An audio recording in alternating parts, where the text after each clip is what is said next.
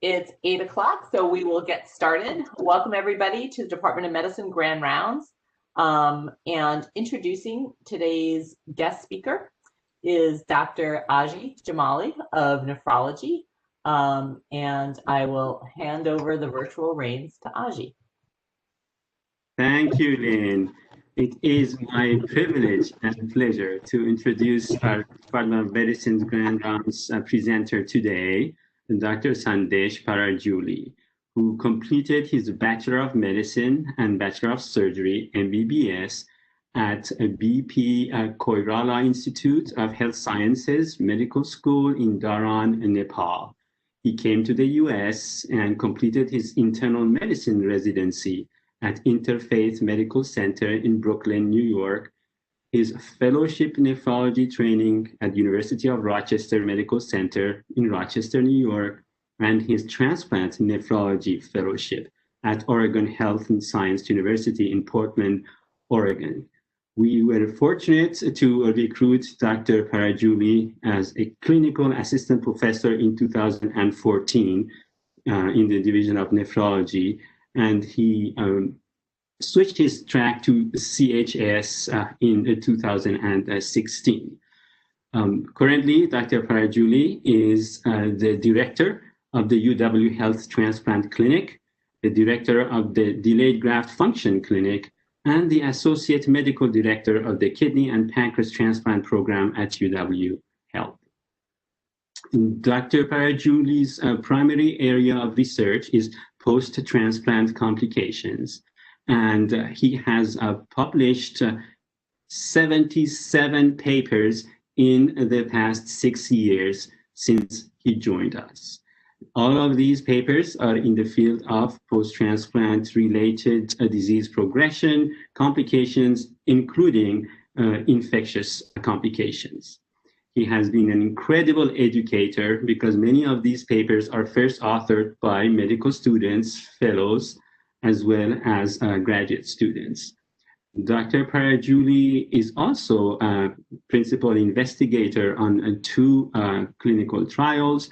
One of them is a randomized clinical trial for the management and treatment of delayed graft function, and another one is a donor-specific BK viral-specific T-cell therapy for the management of BK infection.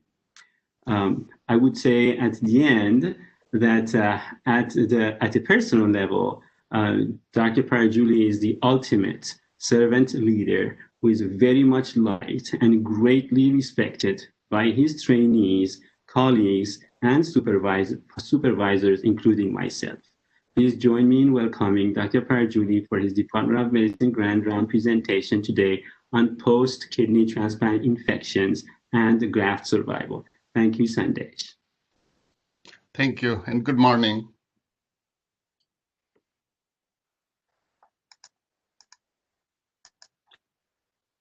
Kidney transplant recipients have gone through an extreme form of chronic kidney disease, that is end-stage renal disease.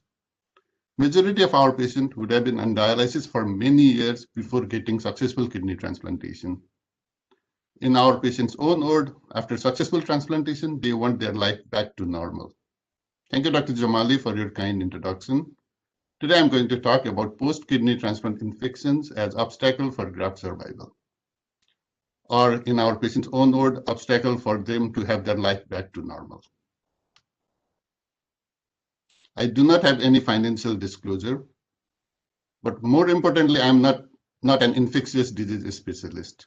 Within our department, we have excellent group of ID specialists, and we do not hesitate to consult them when we need help. My objectives of my presentation will be, in the beginning, I'll review the advantages of kidney transplantation.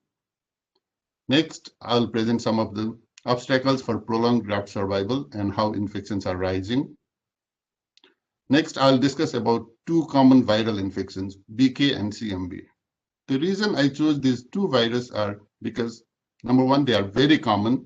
Number two, these two viral infections are just representative, showing how, despite being so common and despite being known for many years, both of these viruses we have known for more than 50 years, how we are still struggling to manage these viral infections in our patient. And last but not the least, UW, which is one of the biggest transplant centers in the nation. We have transplanted since 1964. Every year we transplant more than 300 kidneys a year, and we are actively following close to 4,000 kidney transplant recipients. So we do have multiple rare infections. So I'll share some of our experience. So based on my presentation title and objectives, you may have figured it out that I'm going to talk something really sad, something really depressing, because I'm talking about obstacles, complications, infections, which cannot be pleasant. However, in the beginning, I would like to begin with advantages. But before that, let me present one real case scenario of Mr. T. Most of us know, most of in our group knows about Mr. T. So this is the real thing. One afternoon, I was in my office over here in Centennial Building. So I got a call from Transplant Clinic. If we know, Transplant Clinic is in the first floor of main hospital, which is like around 5 to 6 minutes walk from my office. So I got a call from transplant nurse asking if I was available because Mr. T and his wife wants to talk to me. Briefly about Mr. T, he is a 72-year-old man. He has kidney transplant earlier this year in January of 2020. Before that, he was on dialysis for almost 2.5 years, and he had some complications. He was well known to me also because in the past, in 2018, I have seen him for the evaluation of transplant. And recently, like previous month, he was admitted in the hospital almost for 3 weeks for treatment of complications, mainly related to CMV. Briefly about him, he used to work for IBM for many years before his retirement. Really nice man, really sharp man. And his wife, Karen, on top of everything. Like she's detail-oriented. She makes notes of everything. She is on top of everything. So when I got this call, I was not sure what was going to come. I was worried. I don't know what they are going to tell me. Are they going to tell me that I did not take good care of them while he was admitted? Will they tell me that, okay, they didn't like this transplant because he's having some complications, so take this kidney out? Or will they ask me to refer them to another transplant center, or what they are going to tell me? With all these negative thoughts in my mind, I walked like 5 minutes to the clinic. But to my surprise, it was for a different reason. The main reason they want to talk to me was they came to know about one of our book, which was authored by my colleague, Dr. Fahad Aziz and me, and was released earlier this year, about kidney failure to kidney transplantation, a patient guide. This is written for our patient in their simple language for the patient. And the main highlights of this book is a real story by one of our patients, Joe. Joe had kidney transplant almost 10, 12 years ago. In the beginning, he had some complications, but he's doing really well, really energetic man, really nice man. The first paragraph of this book read as, all will be well, and all will be well. All manners of things will be well. This had become some sort of mantra for me for years. Not to worry too much about things and be optimistic. Trust the process. This helped me through my entire transplant experience.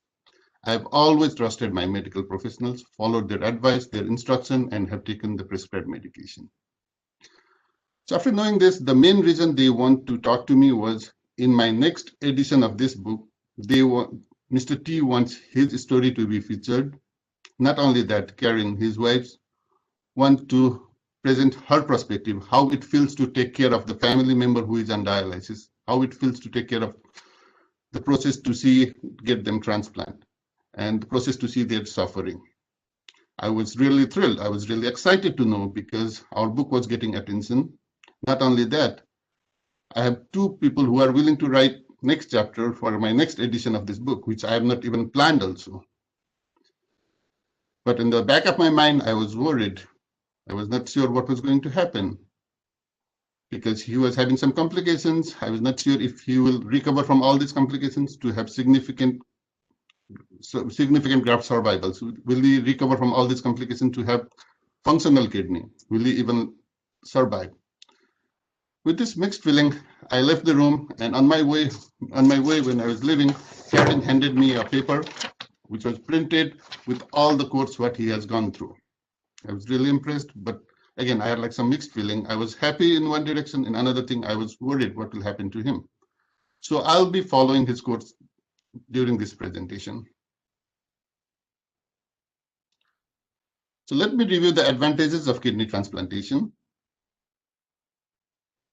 Once patients' kidney fail and they are on end-stage renal disease, they have few options. Either they can choose to go on hemodialysis, or they can choose to go on peritoneal dialysis, or some of our patients choose to get transplant even before being on dialysis, or some choose not to do anything and go on palliative care. So things to remember here is kidney transplantation is not cure for end-stage renal disease. This is just one form of treatment. We call, in broad category, we call this as renal replacement therapy, but the better form than hemodialysis and peritoneal dialysis. So once patients has end-stage renal disease or advanced CKD, they enter into ESRD treatment cycle. That means most of our patients start on dialysis. Few lucky patients get transplant before starting dialysis because our wait list for transplant is very, very long. On an average, they wait somewhere between 2 to 10 years, depending upon the location, depending upon the blood type, and so many other factors. After having transplant for many years, around average half-life of transplant is 10 to 15 years. This kidney fail and they go back on dialysis, or after being on dialysis for few years to many years, they get transplant. And in this process, we lose significant number of our patients due to death. Talking about death and mortality, mortality in dialysis is significantly higher. 5-year mortality is close to 60%. If we compare that with some of the common cancer, including prostate cancer, melanoma, or even breast cancer, colorectal cancer, or kidney cancer, dialysis has worse prognosis, and not everybody realizes this.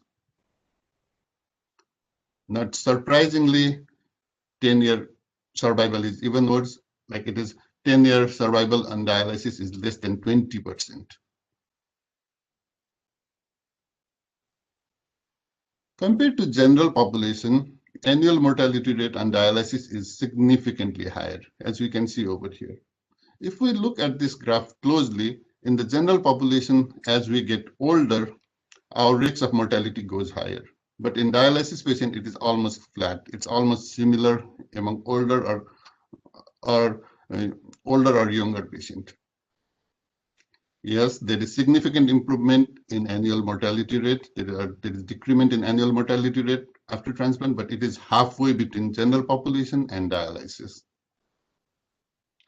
I know this was relatively older data from 2003, but similar findings have been found repeatedly in the recent data also. This is based on our registry data from USRDS.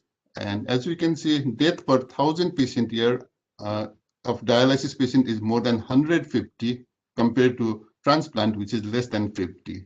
So mortality is almost 4 times higher in the dialysis patient compared to transplant. Again, in transplant patient, it is halfway between general population and dialysis. Despite that, transplant is way cheaper than being on dialysis. Per patient per year for hemodialysis is close to 90,000. That for peritoneal dialysis is around 80,000. And transplant after first year of transplant is around 35,000. Other advantages of kidney transplant is it improved our quality of life. A lot of our patients tell us like they realize how sick they were during dialysis only after getting transplant, because feature of kidney failure or uremia is so non-specific. They feel tired, food does not taste good, lack of energy, lack of motivation, and it is like slow process. So after transplant, they will have more energy and they have really good quality of life and they really enjoy that. Another advantage is there is more freedom to travel. I know like these days, even our patient can arrange getting dialysis in the cruises. That was like pre-COVID era, but it can be expensive. It can be challenging. Another advantage is improved ability to carry children to term. There is increased growth in children. There are fewer dietary and fluid restrictions. And as I explained earlier, there is decreased medical cost. Like most of our patients, Mr. T loves sailing on Lake Michigan, and he loves fishing.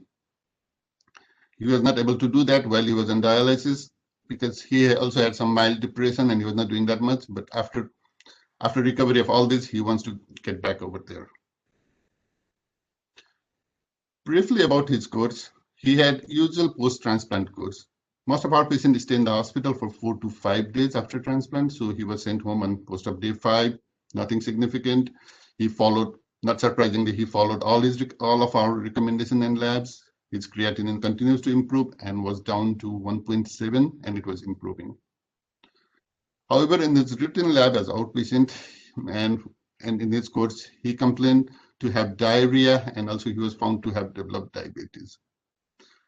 So for diarrhea, as outpatient, we sent some workup, and we found that he has cytomegalovirus PCR of 58,000. So why I'm bringing this? Because he was like very close, he was in very close follow-up with transplant, but this could have happened, similar thing could have happened even 10 years or 20 years down the road also. Patient could just have diarrhea or some unusual presentation, and we could have found some viral infection or any other infections. And this is particularly important for non-transplant provider because I'm sure most of you are taking care of transplant patients right now. If not, you'll be taking in the near future because number of kidney transplant recipients are rising. And it is estimated that there are more than 200,000 kidney transplant recipients alive in the United States. And this number is rising. So they may have like very much unusual presentation.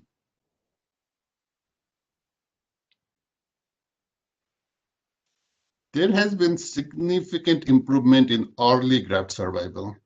Patients who were transplanted in 1989, 1-year graft survival was around 80%. By 2009, it went up to 90%, and by 2020, it is more than 95%. Thanks to all this improvement in surgical technique, perioperative care, immunosuppressive medication, and many more. However, we have not been able to reflect this in the long term. We have not been able to take advantage of this in the long-term survival. And once this graft fails and patient needs to go back on dialysis, their outcome is not favorable. Their mortality is significantly higher from the beginning.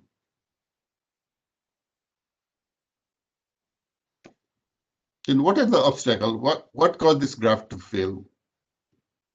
For my second objective, around 50% of the graft fail due to chronic kidney allograft dysfunction, which could be due to rejection, which could be due to infections, or even nephrotoxic medication, common medication used for transplant like cyclosporin or tacrolimus even are nephrotoxic. So that can cause graft failure. And another 50% patient die with the functioning graft. In that, two-thirds of the cause of death is cardiovascular, and around 1/3 is related to either infection or malignancies. I know this was relatively older data, but similar pattern but slightly changed has been found in upcoming data. Still, cardiovascular infection and malignancies were top 3 causes of death in our patient. But this data, which was published around 11 years ago, they found that after 5 years, infection was the number 1 cause of death. Similarly, in the recent study published a few years ago, they found that infection and malignancy now outweigh cardiovascular mortality in transplant recipients. In the adjusted model, where they compared patients with type 1 diabetes versus no diabetes, mortality was almost 6 times higher in patients with type 1 diabetes compared to those without diabetes related to infections complication. And by the way, diabetes is the number 1 cause of ESRD in the United States. Similar but not that strong pattern was also seen with type 2 diabetes. In another recent data published last year only among elderly patients with older than 70 years of age, we found that death due to infection was number 1 cause. Around 60% of the death was related to infection, and around 30% was related to cardiovascular within 1 year of transplant.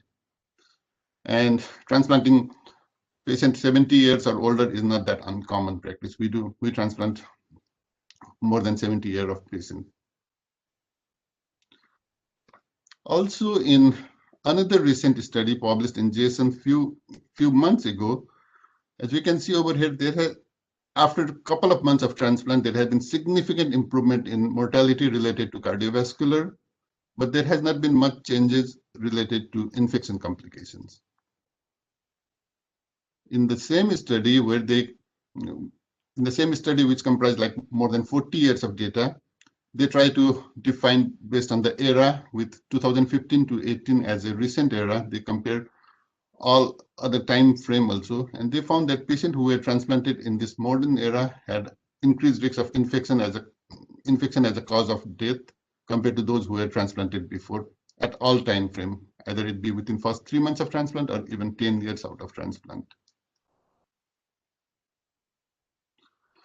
Similar finding was already observed by Dr. Jamali and his team long time back in 2003.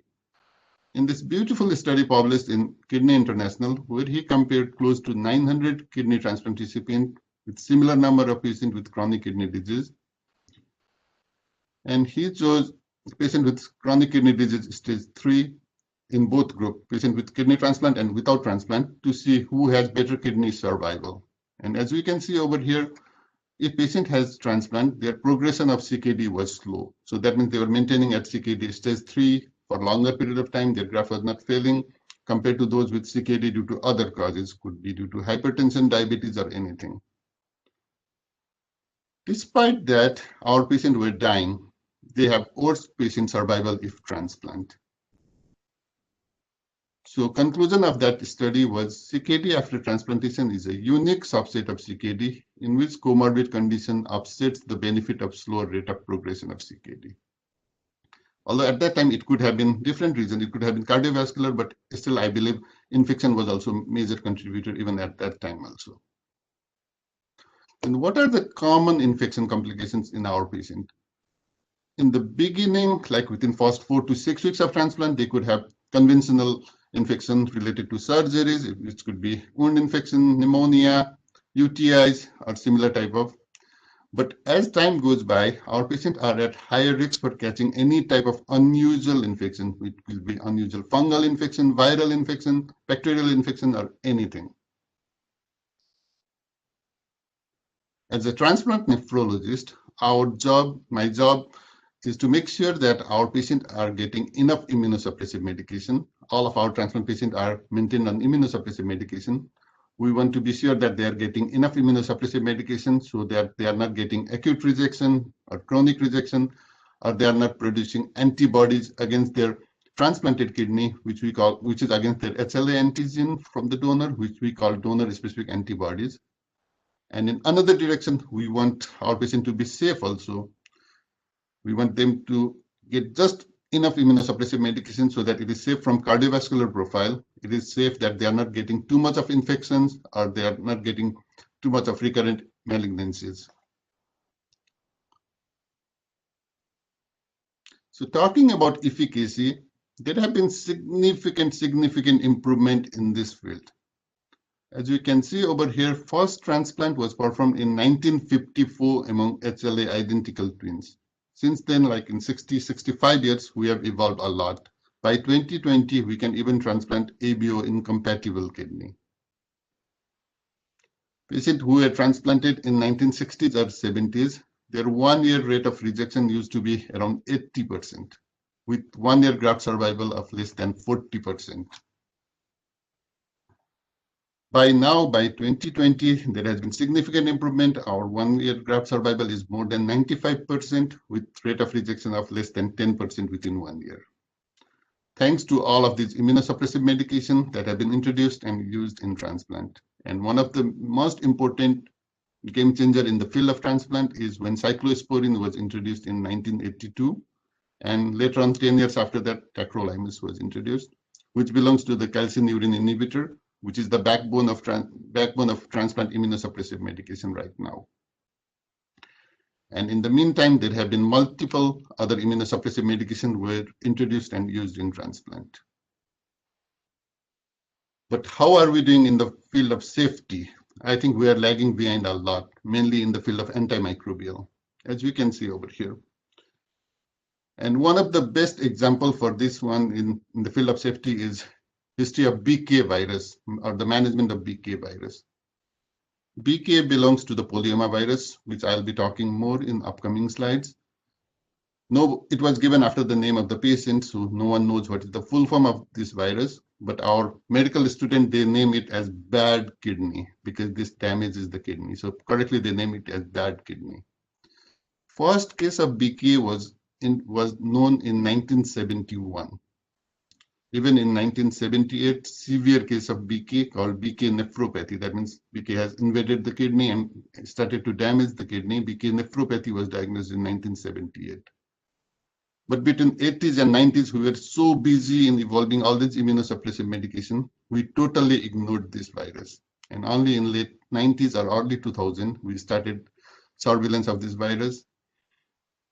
And in the meantime, we used so many medication, we try to use so many things, but we know that nothing works. And by 2020, like almost 50 years of knowing this virus, we are still scratching our head because we do not know what is the effective treatment for this medication, except for decreasing immunosuppressive medication. So to conclude this part of my objectives, so I think I was able to convince that post-transplant infection complications are rising, and our safety in the last 20-30 years has been mainly for the efficacy than safety. In this era, patients with more complex medical history and older age are being transplanted, so their risks of getting infection complications are even higher in this era. Now, let me talk about two viruses, BK and CMV. BK belongs to the polyoma virus group of virus. There are different members of this group, including BK and JC, but most important for us is BK. It is double-stranded DNA virus. Most of us, around 90% of us, are infected by this virus in our early childhood. So it's not uncommon at all. 90% of us have this virus. After primary infection, it goes in the phase of latency without creating any problem. It resides in our uroepithelium, and it doesn't create any problem at all. But when immune system is down, when our immunity is low because of the transplant, and there is damage to the uroepithelium, as it resides in the uroepithelium, so for activation of this virus, we need two main things. One, immune system needs to be down, and there has to be damage to the uroepithelium. This virus starts to activate. So that's why it is common only in the kidney transplantation. In other solid organ transplant, like heart transplant or lung transplant, we rarely get this virus infection. Sign and symptoms, none. It does not create any symptoms, and it is diagnosed only under regular surveillance. So as I was telling earlier, it resides in our uroepithelium, so it follows the stepwise pattern. In the beginning, it will present as biuria. That means the virus in the urine, and there could be some abnormal uroepithelial cell called decoy cell in the urine. In next step, it will spread to the bloodstream, causing viremia, and in the severe case, it will invade the kidney, causing nephropathy. So it is very rare to have nephropathy without having viremia or biuria. These are some of the pictures showing this is the picture of decoy cell. This tubule has been damaged by decay, nephropathy. This is the inclusion body of BK, and it can be stained on the special stain called SV40. Every year, or like every couple of years, American Society of Transplantation gives us some guidelines how to manage, how to screen BK, viremia, and BK nephropathy. And that guidelines is as complicated as this slide. I'm sorry for this busy slide, but the main thing to remember from this one is once we diagnose BK viremia, once we find that patient has BK viremia, the first line of treatment is decreasing their medication. So they recommend to reduce calcineurin inhibitor, reduce which is tacrolimus or cyclosporin, reduce anti-proliferative drugs, mainly mycophenolate, and taper corticosteroids. None of the other things have been shown to be effective in the management of BK. Of course, Mr. T needs to have this complication. So in April, he was found to have BK viremia as high as 22,000 copies per ml. So we have to decrease with immunosuppressive medication, and luckily he responded well. It went down stepwise, it went down to 10,000, and ultimately it disappeared. And what is the big deal about this one? Because this virus does not create any problem. There is no symptoms. We just diagnose on the screening. But this is, again, this is not benign condition at all. This virus is very common. Incidence of BK viremia at UW right now, based on our experience from last 5-6 years, is around 31 to 35%. That means 1 in 3 patients transplanted today will get BK viremia. And it is directly related to 5% of the graft failure. I say this directly because, as I was telling earlier, the first line of treatment is decreasing immunosuppressive medication. So sometime when we decrease their immunosuppressive medication, this patient could have rejection, and they will be labeled and graft failure, and they will be labeled as graft failure due to rejection than BK. So 5% of graft failure is directly related to BK nephropathy. I know that some of our patients may not have heard about BK or BK nephropathy, but how bad is BK as compared to rejection? Because most of our patients have heard about rejection. When we tell them, okay, you do not have rejection, but you have BK nephropathy, they say like, oh, thanks God, it is not rejection. But in our own experience, where we compared 96 cases of BK nephropathy with 256 cases of rejection, both rejection and BK nephropathy was equally nephrotoxic in terms of graft survival or in terms of damaging the kidney graft. So for sure, we know that BK nephropathy is not a benign condition, and it is as damaging as rejection. So as we get a lot of cases of BK viremia, so we have published a lot in last few years. Kelly, who was one of our resident and chief resident, so she did this beautiful study to see if there was any association of BK viremia and BK nephropathy based on the cause of kidney failure.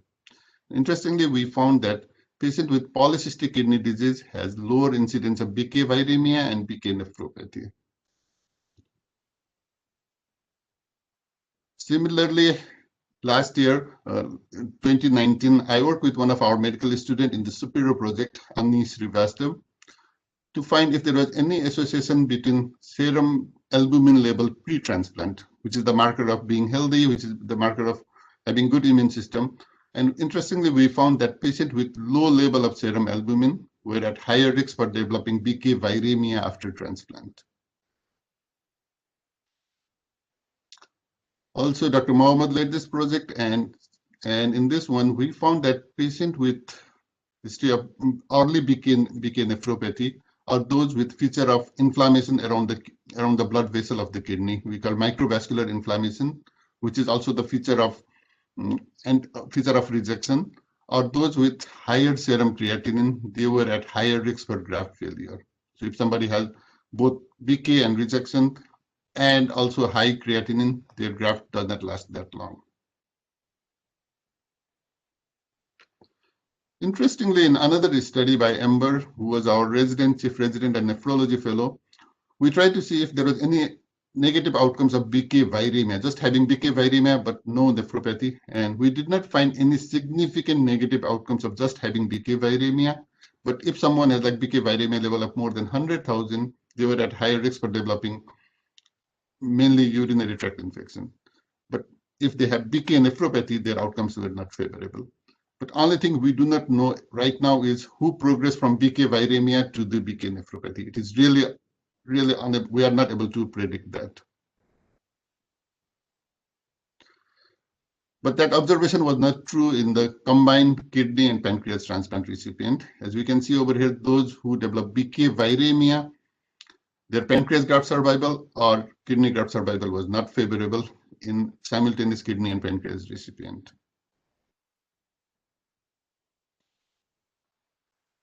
In another interesting observation, in transplant, and I think in most of the field also, we find that mostly one infection triggers another infection. For example, if somebody has viral pneumonia, they are at high risk for developing bacterial pneumonia or even fungal pneumonia. But management of BK viremia, which is by decreasing immunosuppressive medication, it was protective to develop CMV infection. So this was, at least this was the good part about having BK, they were protected against developing CMV. So I believe for last 5 or 10 minutes, I have been saying that only effective treatment is decreasing immunosuppressive medication. So what is the big deal of BK? Like, let's say this does not create any symptoms, patient has, we screen it on the regular basis, we diagnose BK, then just decrease immunosuppressive medication and it will take care of it. So what is the big deal about this? Unfortunately, I wish it was that simple, because once we decrease immunosuppressive medication, patient could have these 6 different outcomes. Number one, either they could clear their BK, which is really good, or they could have low persistent BK viremia without any negative impact. That's also okay. Or despite decreasing immunosuppressive medication, some of our patients could develop to the severe form of BK viremia, even to like more than 100,000 copies, or some even develop BK nephropathy, indicating that we did not decrease their immunosuppressive medication enough. Or in another direction, they could develop some antibodies against their HLA antigen, which is also the surrogate marker of rejection, or they could even have rejection, indicating that we decrease their immunosuppressive medication too much. So to answer this question, in this past summer, in the Superior project, I worked with one of our medical students to see how effective was our management of decreasing immunosuppressive medication. And unfortunately, we found that decreasing immunosuppressive medication per our protocol was effective only in around 53% of the cases. In remaining close to 50%, it was really bad. Around 19% had either developed rejection or have antibodies, and remaining 28% had BK nephropathy or severe form of BK viremia. So even decreasing immunosuppressive medication is not effective. Then what are we doing then? At UW, we as a group, and I'm leading this project with help of Dr. Jamali and all of us, and I'm working with Dr. Galipu in his lab to see if there is any effectiveness of viral specific T cell for the management of BK viremia. The same principle has been utilized for the management of another virus mainly in bone marrow transplant recipient. So in this one, first thing we'll identify the severe case of BK, usually BK nephropathy. Then we'll find somebody, potential donor who have antibodies. So preference will be given to the previous kidney donor if available, but sometimes it may not be available because most of our transplant are from the deceased donor. In that case, we'll identify family member who is willing to donate, and if they have antibodies against the BK. As I was telling, 90% of us are exposed with this one, and we do have antibodies. So we'll expand that T cell from that donor, and we'll inject this to our recipient with severe BK nephropathy. If we get success in this one, and I'm really optimistic we'll be successful in this trial, I think this will be the new revolution in the field of BK.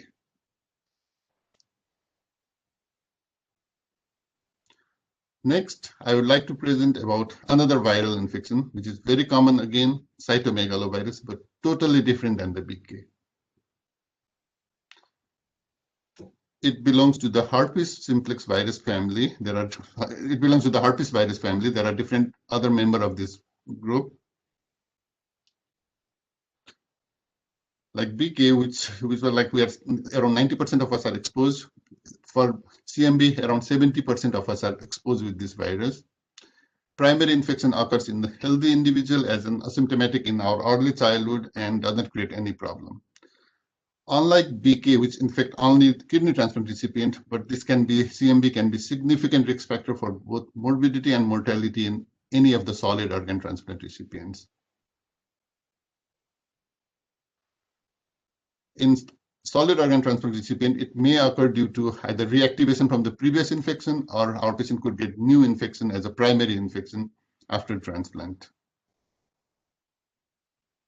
We define CMV infection as just having CMV virus in the blood or viremia when we monitor, or could have CMV disease, that means which is attributed to some of the signs and symptoms of CMV, including tissue invasion. It can invade any of the tissue. CMV can invade any of the tissues. Unfortunately, CMV is just more than just an infection, because different studies have shown that CMV is associated with increased risks of having bacterial infection, fungal infection, other viral infection, lymphoma called PTLD, cardiovascular events, even new onset diabetes, and many more. The major risk factor for CMV is mismatch between donor and recipient. If donor is CMV positive, seropositive, and recipient is negative, it is the major risk factor. We consider that as high risk for CMV. If recipient is positive, we consider them as intermediate risk. And if both donor and recipient are negative, that is the low risk. Not surprisingly, patients with high risk are at higher risk for developing CMV disease after transplant. Not only that, compared to high risk patient with high risk, for CMV, patients with low risk have better graft survival. So to overcome this challenge, in some program, mainly like in Oregon, they recently published their experience. They have started matching for CMV. That means all donor positive and recipient positive will go to one group, and they're trying to avoid high risk for CMV as much as possible. So they will not transplant if donor is positive and recipient is negative. They'll try to find other donor. At UW, we're trying to do that one, but we're still working on it, and I hope we'll be success in that in near future. So what are the trigger for CMV? The most important triggers are drugs, medication, mainly immunosuppressive medication, and other is stress of being admitted to the hospital, having another infection, or anything. As I was telling, CMV invade any of the organs, so it can cause retinitis, pneumonitis, nephritis, pancreatitis, cystitis, any hepatitis or GI side effect. Although nephritis is here, but CMV nephritis is very, very uncommon. Yes, in April, when Mr. T we are still managing his CMV as outpatient, he started to complain some vision change, and on monitoring, we found that his CMV was rising. It was as high as 250,000. So we need to admit him. We admitted him with concern for CMV retinitis, and we consulted ophthalmology, and luckily there was no CMV retinitis. So he needed IV ganciclovir for the treatment. Good thing for CMV as compared to BK, we do have antiviral for this virus. It is ganciclovir, which is in the IV form, or valganciclovir, which is by mouth. And there are some strategy for the prevention. One is prophylactic strategy. That means everybody all of the high risk patient or intermediate risk patient get prophylaxis with valganciclovir, or preemptive strategy. That means patient with CMV, patient after transplant, we monitor their CMV level very closely, and once they develop CMV viremia, we start to treat. At UW, we use prophylactic strategy, and there is both advantages and disadvantages of both. Nothing is better than the other, because in preemptive there is increased lab cost. It can be difficult to coordinate with lab draw, because sometimes outpatient can miss, or sometimes there may be some lab confusion. But good thing is there will be low drug toxicity. But once prophylaxis is over, the risk of developing CMV viremia is slightly higher. Not surprisingly, in the preemptive, they will start to get CMV earlier, but in prophylaxis, it will happen a little bit late. In the past, we used to give prophylaxis only for 100 days, but now different studies and different evidence has shown that we need to give prophylaxis for 200 days. So all of our patients high risk for CMV get prophylaxis for 200 days.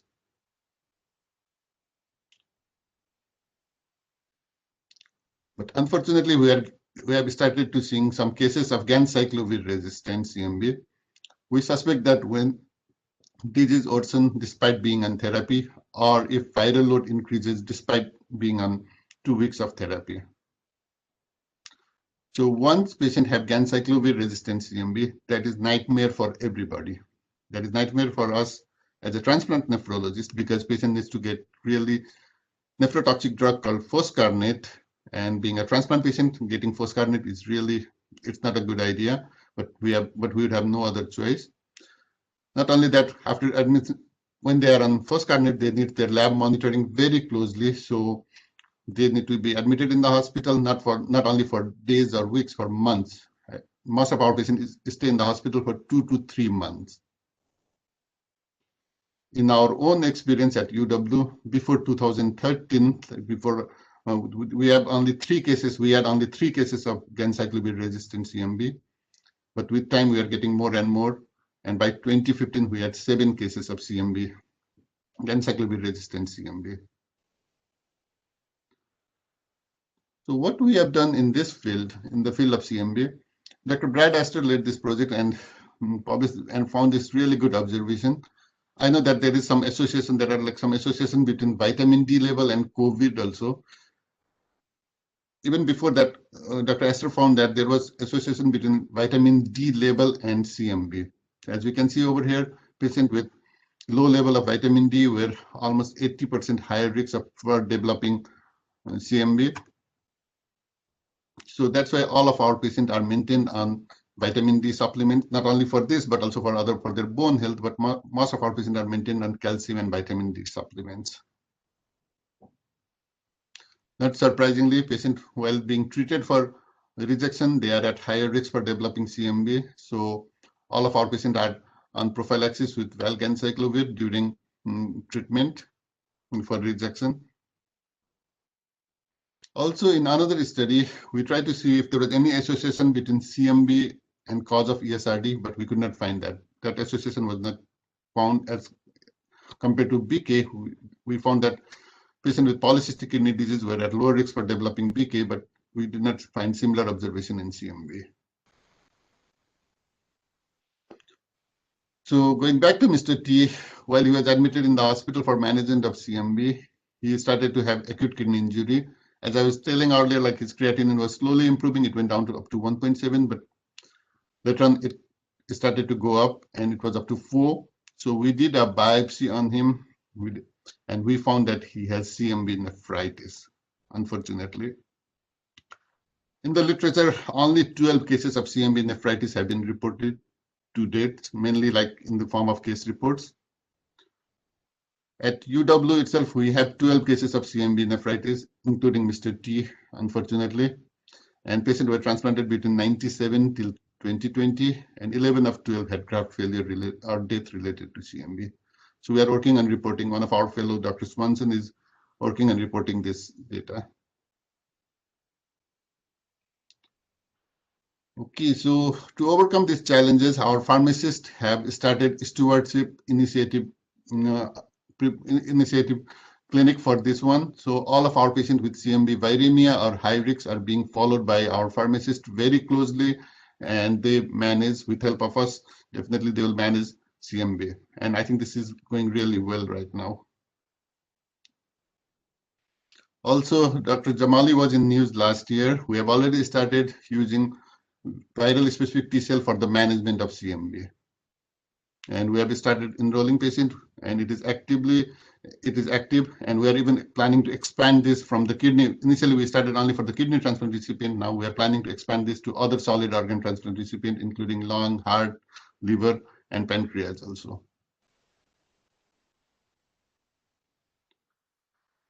Okay, so as I was telling, Mr. T had BK, CMV, and all other complications.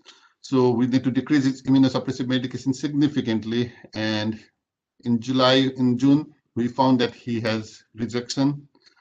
Again, we did another biopsy and he had persistent rejection in August. And unfortunately, his graft failed in September and he's back on dialysis. Okay, so now next I would like to share some of our experience about some unusual infection. We see a lot of unusual infections over here. So recently we reported some invasive fungal infection as our experience, which was led by, we shared some of our unusual infection. So Aspergillus was most common invasive fungal infection in our database. And interestingly, we found there were like few cases of coccidioidomycosis also, which is more endemic in Southwest, in Arizona, Nevada area, but we still find 3 cases over here also. And once they have this infection, their outcome is not favorable.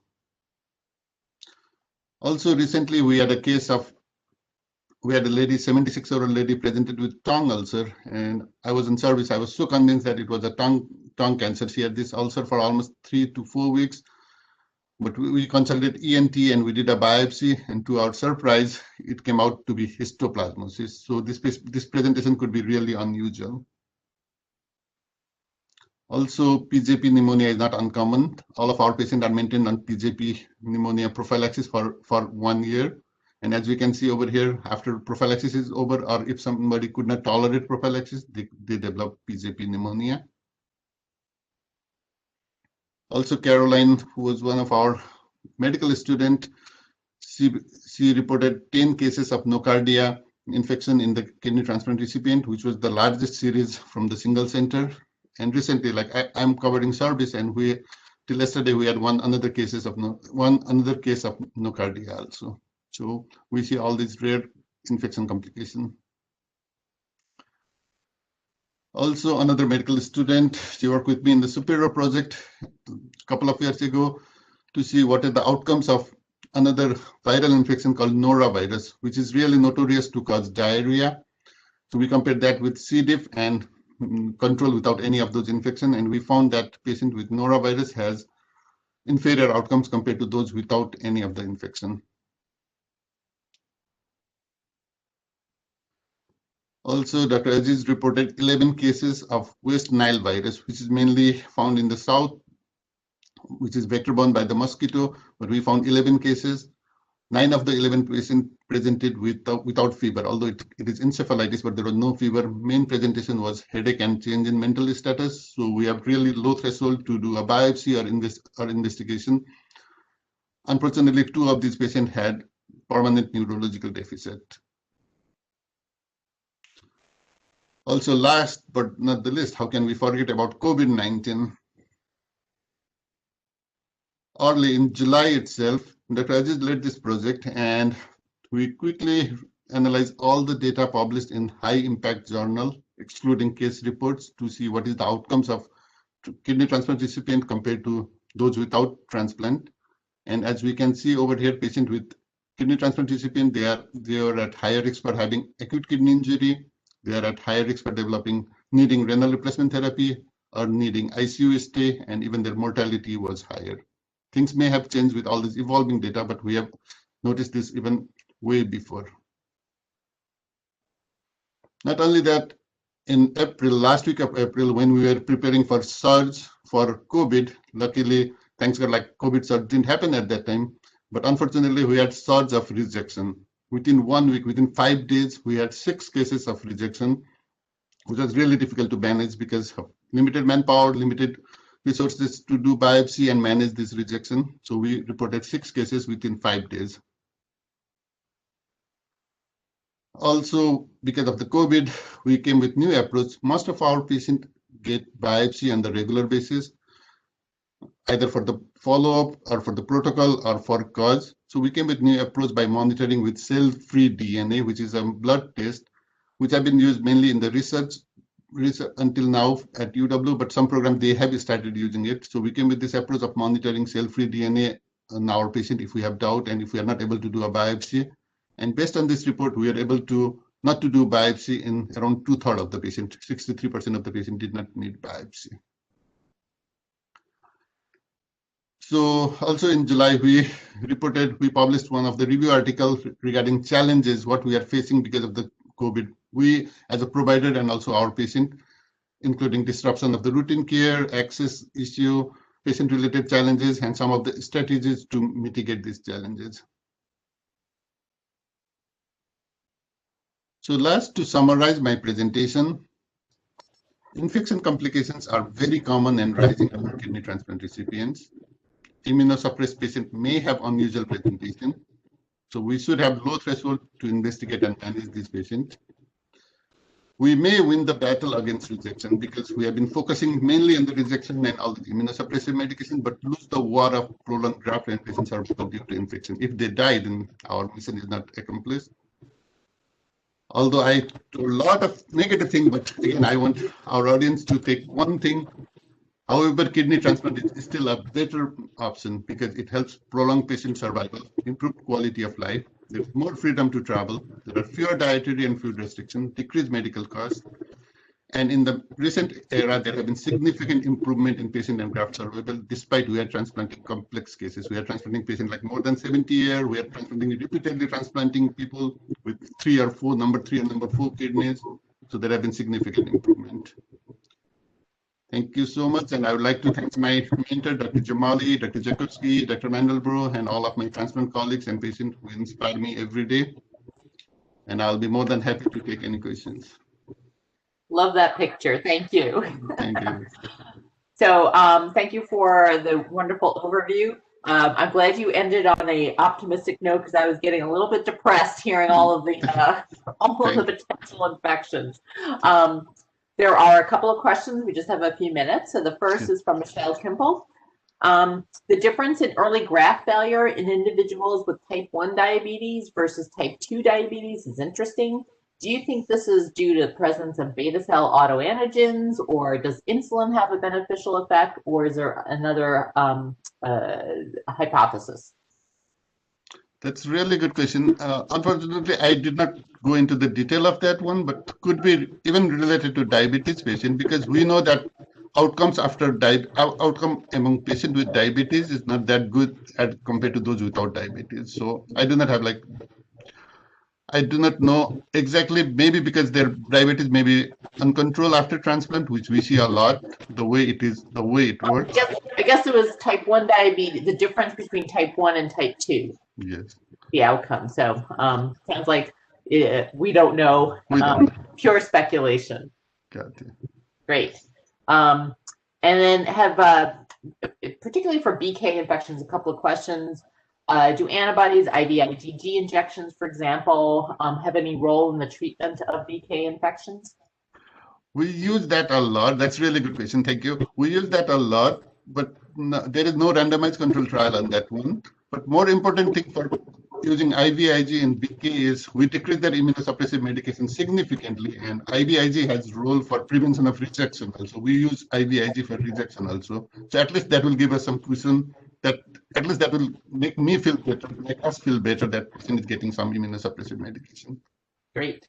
And then the data you presented showing the lower incidence of BK in those with polycystic kidney disease.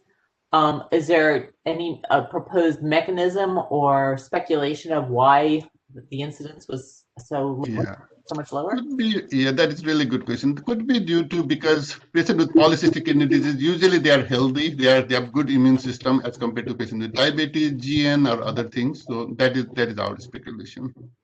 Okay. And then I have a question related to COVID.